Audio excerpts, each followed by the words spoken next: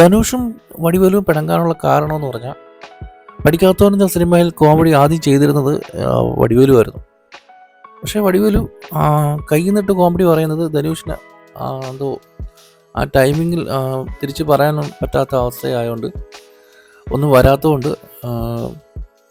സ്ക്രിപ്റ്റിലുള്ള മാത്രം മതിയെന്ന് പറഞ്ഞു. അത് വടിവേലുവിന് അത്ര ഇഷ്ടമായില്ല. വടിവേലു ആ സിനിമയിൽ നിന്ന് അങ്ങനെ മാറി.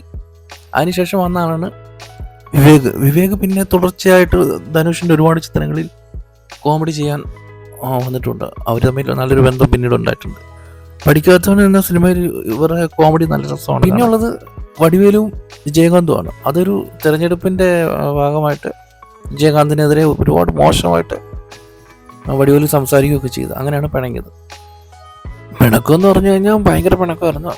വടിവേലു ഉപദ്രവിക്കാവുന്നതിൻ്റെ അങ്ങേയറ്റം ഇദ്ദേഹത്തെ ഉപദ്രവിക്കുകയൊക്കെ ചെയ്തിട്ടുണ്ട്.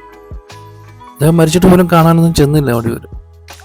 വടിവേലുവിൻ്റെ തുടക്കകാലത്ത് ഒരുപാട് ചിത്രങ്ങൾ ഇദ്ദേഹം വടിവേലുവിന് കൊടുത്തിട്ടുള്ള ഒരാളാണ്.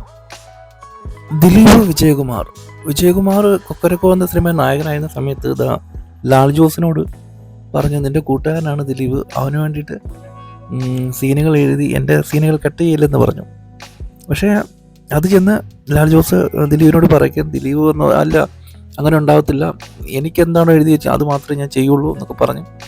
അതിനുശേഷം പിന്നെ ഇവർ ദിലീപ് വലിയ സ്റ്റാർ ആയപ്പോൾ വിജയകുമാറിനെ അടുപ്പിച്ചിട്ടില്ല. കഥ പറയുമ്പോൾ എന്ന സിനിമ കുചേലൻ എന്ന പേര് തമിഴിലെടുത്തപ്പോൾ അതിൻ്റെ അകത്ത് ഡാൻസ് ചെയ്യുന്നൊരു ഇത് മമതാ മോഹൻദാസും ഉണ്ടായിരുന്നു നയൻതാരയ്ക്കിപ്പോൾ ഒരു പാട്ടിൽ. പക്ഷെ ആ നയൻതാര അതിന് സമ്മതിച്ചില്ല. നയൻതാര മമതയുണ്ടെങ്കിൽ നയൻതാര വരില്ലെന്ന് പറഞ്ഞു. മമതാ മോഹൻദാസ് ആ സമയത്ത് വന്ന ഒരു ടൈമൊക്കെയാണ്. നയൻതാരയ്ക്കാണ് പിന്നെയും പേരൊക്കെ ഉള്ളത്.